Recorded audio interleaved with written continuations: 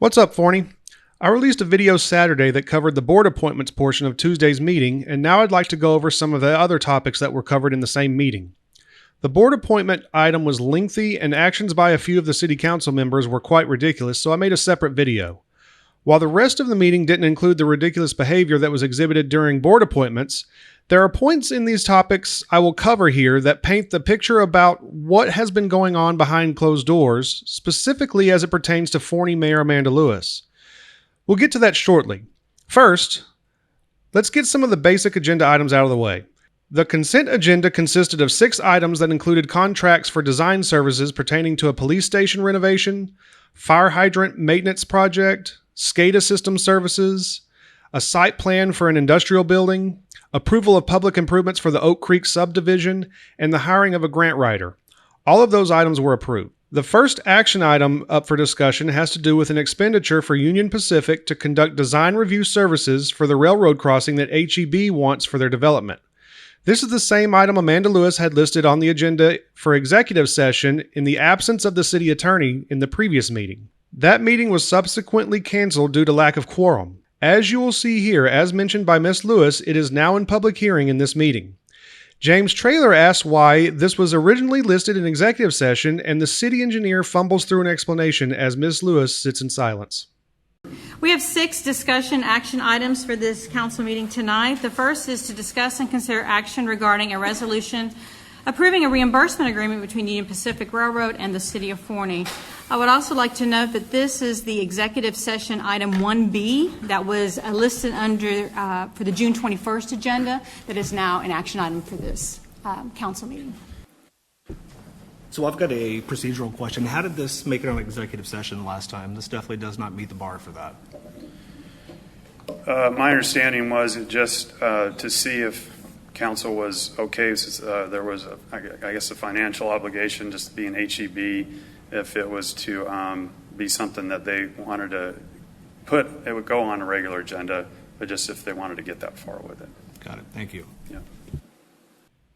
Now, since the crossing will be for public use, the city is the representative for the request. However, HEB has allegedly agreed to pay back the cost of the services dollar for dollar. Cecil Chambers asked a great question about that agreement, however, and the answer is surprising. Do we have a written agreement on the reimbursement with HEB?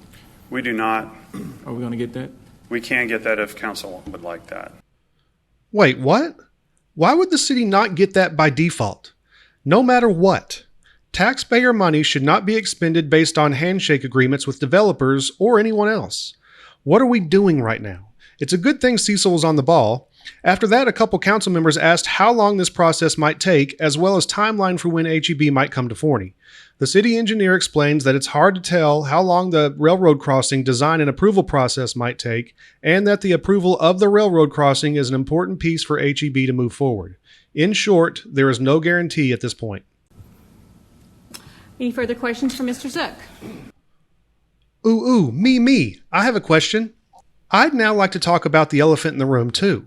Why did the city council decide behind closed doors to allow the closure of 3 railroad crossings in Forney before consulting with Union Pacific on the design and approval of the crossing HEB is requesting?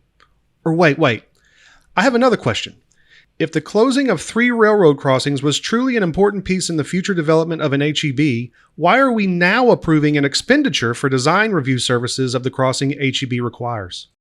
I come from a corporate and business background. I will entertain a motion to approve the resolution approving a reimbursement agreement between Union Pacific and the City of Forney. Ms. Lewis then requests a motion to approve without requiring the written agreement between HEB and the city. Luckily, Cecil was again on the ball and he requests that be added to the motion. Oddly, Ms. Lewis asks if that's allowed. I'd like to add a stipulation on there, a written agreement also. Okay. Are we allowed to do that, or would it need to be okay? So, with a motion that we would have the written agreement with HEB between HEB and the City of Forney. Okay. Thank you. So moved. I have a motion from Mr. Chambers, a second from Ms. Schlensker. Is there any further discussion? The item was approved. The next item up for consideration is a development agreement between the city and Blue Ladder Development, who is proposing a chicken farm off of Highway 80 just west of Pinson Road after Amanda Lewis promised them approval of a previous project they proposed, but was subsequently denied by both P&Z and City Council. I guess you could say she now has egg in her face. Looks like she came dressed for the occasion, too. Carl, on to discussion action item number 3, discuss and consider a resolution approving a development agreement between the City of Forney and Blue Ladder Holdings. Madam Mayor and Council, this is the same Blue Ladder development agreement that we've been working on. Hopefully the final change to present to you.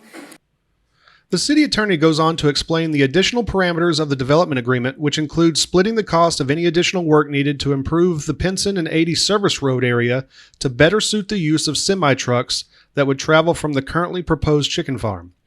Watch, though, how it's admitted that Amanda Lewis promised behind closed doors the approval of the previous development without discussion with the rest of City Council, as she again sits in silence. I understand they're two separate things. Planning and zoning's already shot down the change. We've shot it down. Is there a point to this? I guess is what I'm trying to figure out. Or are we just, again, extending something that we just need to finally say enough is enough and let's just call it? Just considering that there was obviously a letter circulated that indicated the council was in favor of this, which, you know, I don't think any one of us said that. So my question is by approving this, are we giving them an indication that we are, you know, As far as the zoning, but my comment back to, if in reading that letter, is that if they thought having, and our mayor, you know, and I'm not standing here defending her, I'm standing here defending each one of us. But if their indication was by basically saying that she was going to give them their vote. I think there's some special interests that are taking a hold of some of the decisions that need to be objective decisions. I'm pretty sure 1, 2, 3, 4, 5, 6, 7. 1 is not a majority, and I'm not a math genius. We need to be able to talk to the right people and represent everybody instead of just leaving it up to 1 or 2 people. We're going to talk about the elephant in the room. This land is zoned ag.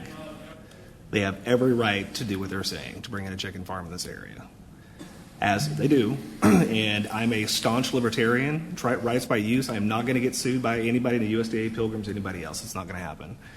Once again, just because we already said we didn't like one thing they're doing, now we're going to say we don't like something else they're doing. as far as use. Exactly. I mean, at the end of the day, once again, staunch libertarian, that would be like me saying, hey, Mr. Trailer, we're going to go back and zone everybody on council's land ag, and you can do nothing with it. We wouldn't want that. That is simply government overreach, period. They've come to us one time and said, we want something. No. Come to us a second time. Now we're saying, oh, guess what? We're going to change the rules now. No. It's government overreach. I don't approve. I think it's absolutely ridiculous. There's another warehouse right here by this area. It's already there. And we're digging our heels in, and literally, our legacy will be a chicken farm going in Forney. Any further discussion? Again, we have an action item regarding the resolution approving a development agreement between the City of Forney and Blue Ladder Holdings. Again, this is strictly related to the improvements for Pinson Road, so I need a motion to approve or deny. The item was approved. There was an item on the agenda pertaining to the proposed bond, but there is also a special meeting Tuesday for discussion and/or action pertaining to the bond, so I will wait until that meeting concludes to go over the item. Believe me, it's going to be worth reviewing. The last item I want to cover is the consideration of incentives for Outback Steakhouse near Trailhouse Road and Highway 80. It's really just another blunder by the mayor. Watch. The item was approved. The agreement does not specifically identify which restaurant that is. At this point, can we announce the restaurant agreement will be with Outback Steakhouse? Yes, ma'am. Thank you. For more videos like these, subscribe to the State of Forney on YouTube and like and share the State of Forney on Facebook.